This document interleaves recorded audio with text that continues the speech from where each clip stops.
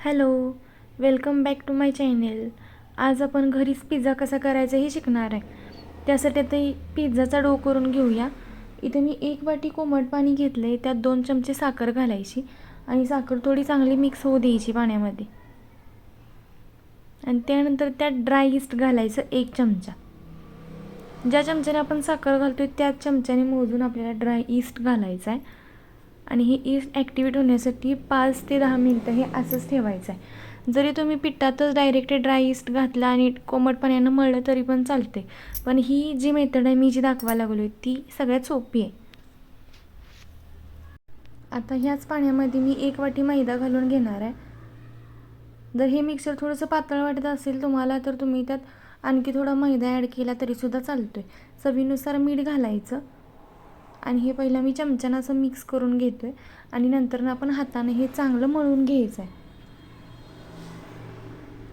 सगळं व्यवस्थित असं पहिलं हाताला असं थोडं लागते पीठ, पण जसं जसं मळणार तसं ते व्यवस्थित होऊन जाते. थोडासा तेलाचा हात लावायचा, तेल लावायचं हाताला आणि व्यवस्थित ते मळून घ्यायचं. आता 1 चमचाभर तेल ह्याला लावून घ्यायचं आणि हे चांगलं आणि एकदा मळून घ्यायचं, कारण आपल्याला हे फर्मेंट करायला ठेवायचं आहे. 1 तासभर ते 2 तास आपल्याला हे असंच हवा बंद ठेवायचं आहे, म्हणजे झाकून ह्याच्यावर ठेवायचं, जेणेकरून हे पीठ चांगलं फुलणार. आत्ता जी त्याची साईज आहे त्याच्या डबल साईजचं हे पीठ होते ज्यावेळेला तुम्ही 1 ते 2 तासासाठी हे फुलायला ठेवताय त्यावेळेला. आता आपलं पीठ चांगलं मऊसूत झाले. आता ह्याच्यावर झाकण ठेवायचं आणि हे पीठ चांगलं फुलू द्यायचं. तोवर आपण बाकीची तयारी करून घेऊया. आता इथं मी पनीर कट करायला लागले. आपल्याला पिझ्झ्यात पनीर पण घालायचं आहे. आपल्याकडे जे अवेलेबल असेल ते आपण घालून पिझ्झा तयार केला तरी पण चालतोय.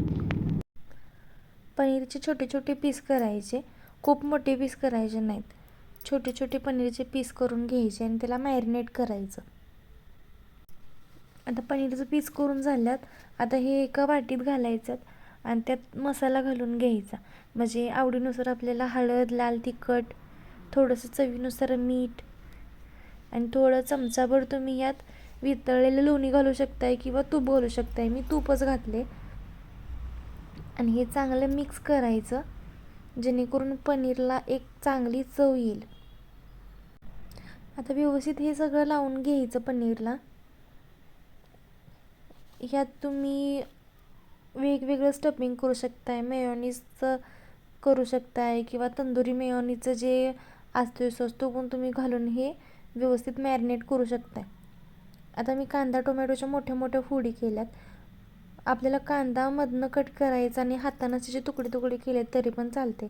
आता हे पीठ बघा 1 तासाभरानं मी हे करायला लागलो आहे आणि पिठाची साईज बघ केवढी झाल्या. जेवढं आपलं पीठ होतं त्याच्या डबल फुगलं आहे हे पीठ.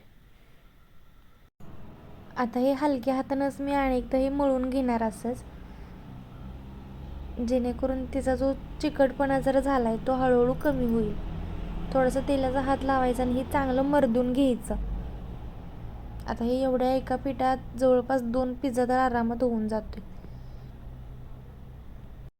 चांगलं व्यवस्थित मर्दून घेऊन हे मळायचं, म्हणजे याचा गोळा आपल्याला तयार करायला सोपा जाईल. आता मी पोळपाट घेतले आणि त्याच्यावर याचे 2 भाग करणार आहे या गोळ्याचे.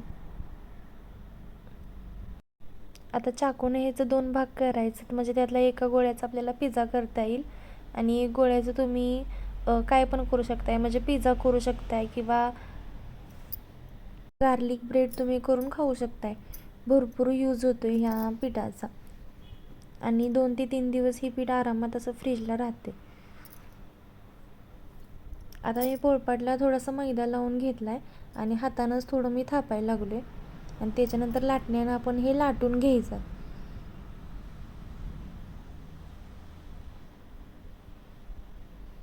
थोडं हातानंच पसरवायचं आधी आणि लाटण्यानं आपल्याला हवा त्या आकारात लाटायचं. पूर्ण पण हे एकदम पातळच लाटायचं नाही, थोडंसं जाड ठेवायचं हे, म्हणजे आपला ज्या वेळेला पिझ्झा फुगतोय त्याच्या वेळेला व्यवस्थित आपला दुकानच्या सारखा पिझ्झाचा बेस आपला तयार होतोय. व्यवस्थित आता एकसारखं मी हे लाटून घ्यायला लागलो आहे. तुम्ही हाताने पण थापला तरी पण चालतो आहे, पण हाताने थापायला जरासा वेळ लागतो आहे. जर मक्याचं पीठ तुमच्याकडे असेल तर मक्याच्या पिठानं पण तुम्ही ह्याला मक्याचं पीठ लावून पण तुम्ही म्हणजे पसरवू शकताय किंवा लाटू शकताय. आता मी एका थाटलीत बटर पेपर घेतला आहे. बटर पेपर मी त्या थाटलीच्या मापानेच कट करून घेतला आहे. थोडंसं त्याला तेल लावायचं जेणेकरून आपला पिझ्झा बेस खाली चिटकायला नको म्हणून. आणि आपण तयार केलेला जो पिझ्झाचा बेस आहे तो आपण त्यावर टाकून घ्यायचा आहे आणि त्याला छोटे छोटे छोटे काटे चमच्याने होल पाडायचे जेणेकरून आपला पिझ्झा एकदम व्यवस्थित भाजला जाईल.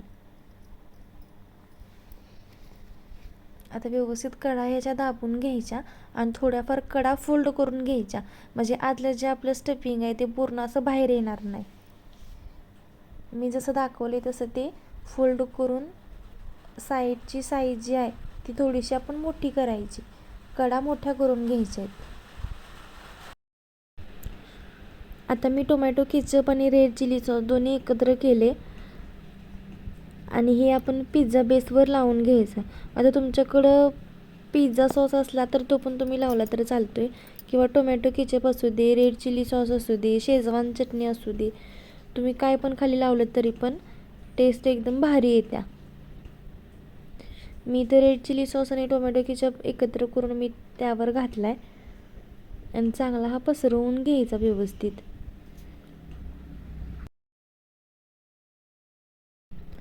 आता ह्याच्यावर आपण चीज घालायचं. चीज घातलं मी किसून ह्याच्यावर. आता आपण चिरलेला ह्याच्यावर कांदा घालायचा, टोमॅटो घालायचा. आपण जे जे कट केले ते सगळं आपण ह्याच्यावर टॉपिंग घालून घ्यायचं.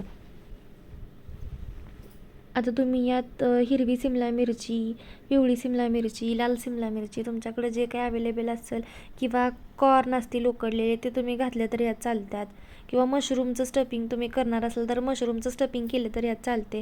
म्हणजे आपल्या आवडीनुसार कोणतं पण स्टफिंग आपण ह्याच्यावर करू शकतो आहे. हे सगळं आता मी पनीरचं पण पीस त्यात घालून घेतलं आणि त्याच्यावर वरनं आणि एकदा चीज खिसून घ्यायचं आणि त्यात मी आता हे ओरिगॅनो घालून घेतला आहे. चिली फ्लेक्स घातल्या तरी पण तुम्ही चालते. मी चिली फ्लेक्स नाही घातल्या आणि हे असं तवा ठेवला आणि तव्यावरती ती प्लेट आपण ठेवली पिझ्झ्याची आणि ती व्यवस्थित कवर करून घेतली, झाकून घेतली आणि बरोबर 15 मिनटात एकदम लो टू मीडियम गॅसवर हा पिझ्झा आपला बनवून तयार होते.